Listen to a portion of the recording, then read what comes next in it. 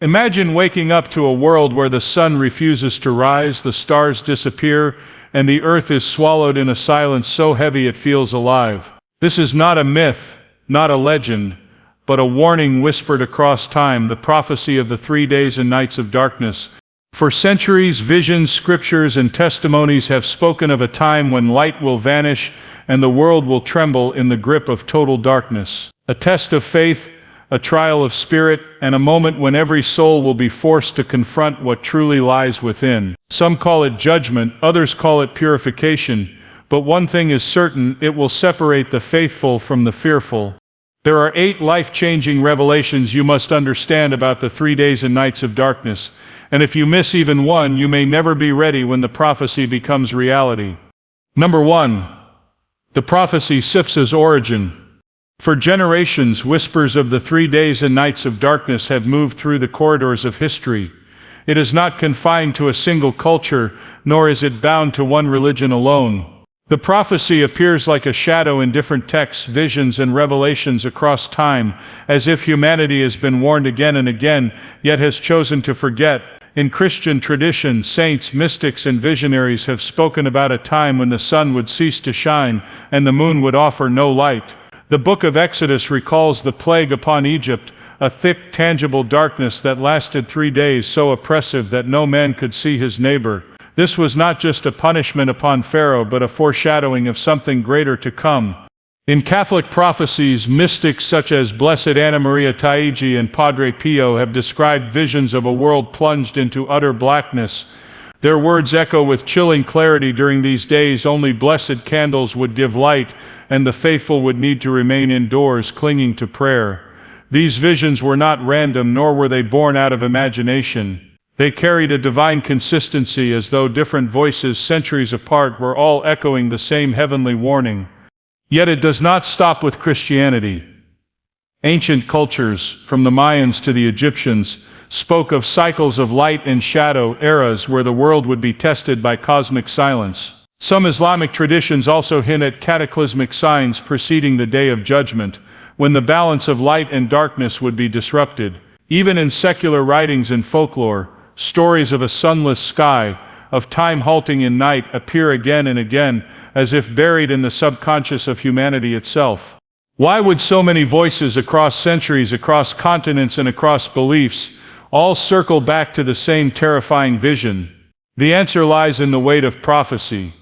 God has always used signs, symbols, and moments in history to prepare his people for what is to come. The flood in Noah's day was foreshadowed. The birth of Christ was foretold. And the coming trial of darkness too has been announced in fragments throughout human history. This origin is not meant to inspire curiosity alone, it is a call to awareness. It is the foundation upon which the rest of the warnings stand. Without understanding where the prophecy begins, we cannot grasp the urgency of what lies ahead. Number 2. The sudden arrival. The greatest weight of the prophecy is not only in the darkness itself, but in the suddenness with which it will arrive. Throughout history, warnings of divine events carry one consistent truth: they come when the world least expects them. Just as the great flood came without warning to those who mocked Noah, and just as the destruction of Sodom fell swiftly upon the unrepentant, so too will the 3 days and nights of darkness descend without signposts that the unprepared can read. Scriptures remind us again and again that the end of an age, or the unveiling of divine judgment, will be like a thief in the night. This language is not accidental. A thief does not announce his arrival, nor does he give time to prepare. He strikes when silence covers the earth, and when hearts are asleep. The prophecy of the darkness follows the same pattern. It will not come with the luxury of preparation at the last moment. There will be no broadcast, no official announcement, no human warning. One day the sun will set as usual, and the next its light will never rise. Mystics who have spoken of this event describe it as an overwhelming shift. One moment the world will seem normal, and the next a cloak of silence will spread over the earth. The birds will cease their song, the wind will still, and a heaviness will descend upon creation. It will be so abrupt that people will doubt their own senses. Panic will surge because the human mind is not made to comprehend the absence of light for so long, especially when it comes without reason. The sudden arrival is in truth the first great test. Those who live prepared in spirit will recognize it as the fulfillment of prophecy, but those who live in distraction, indulgence, or denial will be overtaken by fear. Just as a storm does not give a man time to build a shelter once the clouds break open, so too will this darkness give no second chance once it begins. The message is clear. Preparation cannot wait until the darkness begins.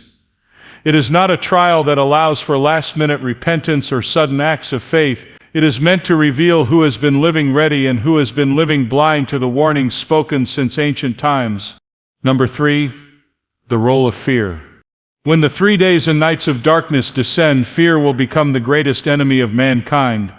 Darkness itself is not deadly, but the terror it unleashes in the hearts of those unprepared will break even the strongest of wills. Fear has always been the weapon that weakens faith, clouds judgment, and drives people into panic. In this prophesied time, fear will do more harm than the absence of light, for it will turn neighbors against one another, disrupt families, and shatter trust in God. The moment the world is covered in silence and blackness, confusion will rise. Those without faith will scream for answers, running outside into a danger they cannot see, opening doors to forces they do not understand. Fear will push them to act impulsively, to search for light in forbidden places, to trust in false voices, or to abandon their homes in desperation. Fear makes men irrational, and in the hours of darkness, irrationality will lead to destruction. Throughout Scripture and history, fear has always been the divider. When Israel stood before the Red Sea, fear caused some to doubt, while faith caused others to step forward. When Goliath taunted the armies, fear paralyzed soldiers, but faith raised up David. In the time of darkness, fear will once again expose the difference between those who live by sight and those who live by faith. The faithful will remain calm, praying in silence, holding firm within their homes, and waiting for God's promise to be fulfilled. The faithless will be consumed by panic, wandering into the very traps that have been warned against. Mystics describe how cries will be heard outside, voices calling the names of loved ones, temptations urging the faithful to open their doors. Yet this too will be fear in disguise, a trick to draw souls into ruin. The test is not only about enduring the absence of sunlight, but resisting the terror that will try to claw its way into the heart. Fear thrives in darkness because it multiplies what the eyes cannot see. It feeds on uncertainty. It exaggerates danger, and it destroys peace of mind. But faith is its opposite. Faith is the anchor in the unseen, the trust in God when nothing makes sense. In the days of darkness, fear will be the chain that drags many into despair, but for the faithful, it will be the very thing they overcome to prove their loyalty to God. Number 4, the power of silence. In the prophecy of the 3 days and nights of darkness, silence is not just recommended, it is commanded. Those who have studied the testimonies of saints and mystics know that one of the most repeated instructions is this: do not look outside, do not speak to the voices, do not break the silence within your home. This silence is not only physical but deeply spiritual, a shield that protects the faithful from deception and destruction during those dreadful hours. Why is silence so important? Because in the darkness, deception will reign. It is said that demonic forces will move freely across the earth, imitating the voices of loved ones, knocking on doors, calling out names, and creating sounds meant to draw people into danger. Anyone who responds, anyone who opens their doors or windows will be exposed to forces no human can withstand. In such a moment, silence becomes life itself, guarding the home, the mind, and the soul from the traps waiting beyond. Silence also carries a deeper meaning. It is the posture of surrender. In ordinary times, we fill our days with noise, arguments, distractions, endless words that mask our fears. But in this trial, words will hold no power. Only quiet trust in God will sustain. It is the kind of silence that says, I do not need to see or hear to believe. My faith is enough. In this way, silence becomes a declaration of faith more powerful than any speech. Throughout history, God has often revealed himself in silence. Elijah did not find him in the wind, the earthquake, or the fire, but in the still small voice. The Israelites were told to remain silent as the walls of Jericho fell. Even Christ, when facing judgment, answered not a word, showing that silence in the face of darkness is sometimes the greatest testimony of strength. The same principle applies here. When the world outside trembles with cries and chaos, the faithful must embrace stillness, keeping their hearts and tongues under control. The power of silence is not weakness, it is discipline, obedience, and trust. It will separate those who listen to every sound of fear from those who wait only for the voice of God. In the days when shadows rule the earth, silence will not just protect the body, but it will preserve the soul. Number 5. The spiritual test. At the heart of the 3 days and nights of darkness lies not just a physical trial, but a profound spiritual test. This event has never been described as random or meaningless. It is purposeful, a divine measure to separate faith from fear, truth from illusion, and obedience from rebellion. Just as gold is refined in fire, so too will souls be refined in the suffocating silence of these 3 nights. The absence of light is not only external, it will also test the inner light of the human heart. The test is simple in its appearance, yet heavy in its weight. Who will trust God when all visible signs of hope are gone? In times of ease, it is easy to speak of faith, to sing songs of worship, to claim trust in God. But in total darkness, when the sun fails to rise and the world feels abandoned, the true nature of belief is revealed. Faith without light is faith in its purest form, faith that does not depend on what the eyes can see. Mystics and saints have long explained that during these days the spiritual realm will be fully unleashed. Angels will defend the faithful, but demons will be allowed to test mankind with terror, temptation, and despair. Those who remain steadfast will prove themselves ready for God's mercy, while those who falter will expose the weakness of their hearts. It is not merely about surviving the event physically, but about enduring spiritually without losing trust. The test also calls for obedience. Warnings have been clear: remain indoors, keep windows covered, light only blessed candles, and pray without ceasing. These are not random instructions, they are acts of obedience that show submission to divine direction. Just as the Israelites were commanded to stay inside their homes during the night of Passover when the angel of death passed through Egypt, so too will this darkness demand stillness and discipline. Disobedience will not only expose bodies to danger, but will reveal hearts that refuse to listen. The spiritual test is therefore both individual and collective. Families will be tested together, communities will be judged by how they endure. It is a stripping away of all human control, leaving only one question at the center: will you trust in God when everything around you demands fear? Those who pass this test will not only survive the darkness, but emerge transformed, their faith stronger than ever before. Number 6. The protection of light. In every prophecy concerning the 3 days and nights of darkness, one detail stands out with powerful consistency: the mention of light that does not fail. Visionaries, mystics, and saints have all spoken of how ordinary sources of light will be extinguished, lamps will not burn, electricity will not work, and even the brightest fires will struggle to pierce the oppressive blackness. Yet one source of light is promised to remain: the blessed candle, a symbol of divine presence and protection in the midst of overwhelming shadow.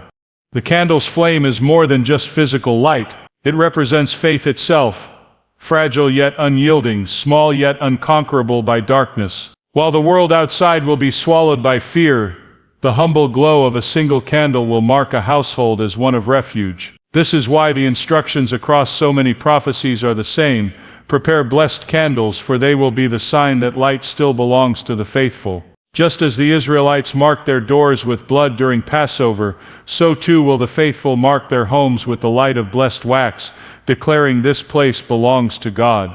But the protection of light is not only about candles, it is about the light carried within, the inner flame of prayer, trust, and righteousness.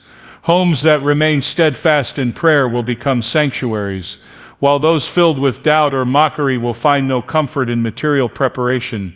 The external light is simply a reflection of the internal faith. Without faith, even the brightest flame will feel cold. With faith, even the faintest glow will bring peace. The symbolism of light has always been central to God's covenant with man. From the pillar of fire that led Israel through the wilderness, to Christ declaring himself the light of the world, to the promise that darkness cannot overcome light, this theme repeats again and again. In the 3 days of darkness, this truth will manifest in the most literal way. Darkness will attempt to claim dominion, but light will prove its superiority by protecting those who belong to God. This protection will not be physical alone. While the blessed light keeps away forces that seek to harm, the true power of this light will be in the peace it provides. Those who gather around it will feel the nearness of God, a reminder that even in the blackest night, His presence is never absent. Number 7. The hidden judgment. Beneath the mystery of the 3 days and nights of darkness lies a truth that many hesitate to face. This period is not only a trial but a judgment concealed within shadow. Unlike the final judgment where all will stand openly before God, this is a hidden separation, a quiet reckoning where choices made in secret will be revealed in silence. It is during this time that the unseen forces of heaven and hell will move freely, enacting a purification that no human eye can fully comprehend. Mystics describe how the faithful who remain sheltered in prayer will be preserved, while the wicked and unrepentant will be taken. The darkness becomes both a shield and a sword, protecting those under God's mercy, and cutting away those who have hardened their hearts. The cries heard outside during this period are not just of men but of spirits being claimed in judgment. It is a chilling reminder that while humans see only night, the spiritual realm sees a battlefield. This hidden judgment is not random, it follows the same divine pattern seen throughout history. When Egypt was struck with plagues, the homes of God's people were spared, but the proud and stubborn suffered loss. When Noah entered the ark, judgment fell on the world outside, though the storm was disguised as rain. When the angel of death passed over Israel, the mark of obedience on the doors determined who lived and who perished. The 3 days of darkness echo these same events, a judgment woven into natural and supernatural silence, unseen yet absolute. During this time, many will not even realize judgment is unfolding. From within their homes, the faithful will hear sounds, voices, cries, knocks, but they will not see what truly occurs. The earth will become a veil hiding spiritual warfare, angels casting down demons, souls being separated, and justice being executed in silence. This is why obedience is so critical. To open the door or to peer outside is not only disobedience but an attempt to intrude upon God's hidden work of judgment. The hidden judgment also reveals a profound truth about God's justice. It is not always loud, not always visible, and not always delayed until the final day. Sometimes His hand moves quietly, removing evil in ways unseen, cleansing the earth in shadows while preparing it for renewal. In the 3 days of darkness, this hidden judgment will unfold unseen by human eyes, but its results will be undeniable once the light returns. Number 8. The dawn after darkness. After the long and dreadful silence of the 3 days and nights of darkness, prophecy tells us that light will return, but the world will not be the same. The rising of the sun will not only mark the end of the trial but the beginning of a new chapter in human history. The dawn will not simply restore daylight, it will reveal what the darkness has purified, what it has removed, and what it has transformed. It will be both a relief and a reckoning. For the faithful, this dawn will be a moment of overwhelming gratitude. Those who endured in prayer, who trusted God when the world was swallowed by shadow, will emerge stronger than ever. Their faith will no longer be mere words but a proven testimony. They will know what it means to rely on God alone, for they will have faced terror and found peace in His presence. The light will shine not only on their homes but within their hearts, marking them as survivors of a night unlike any other. Yet for the world at large, the dawn will also expose what has been lost. The darkness, acting as hidden judgment, will have taken many. Entire cities may awaken to silence where once there was noise, to emptiness where once there was abundance. The morning sun will reveal a world changed, stripped of arrogance and illusions, humbled under the hand of God. Survivors will see with their own eyes that the warnings were not myths, and that faith was the only true refuge. The dawn after darkness also carries a promise of renewal. Just as a storm clears the air and floods restore the soil, this trial will cleanse the earth of corruption. It will mark the beginning of a time where people can no longer deny the reality of the spiritual realm, for they will have lived through its manifestation. The line between believer and unbeliever will have been drawn more clearly than ever before. Throughout Scripture, light always follows darkness, but never without transformation. After the crucifixion came resurrection, after exile came restoration, after night came morning joy. So too will this dawn be more than the return of the sun. It will be a symbol that God has not abandoned His creation. It will remind humanity that even in its most fearful hours His mercy endures and His plan continues to unfold.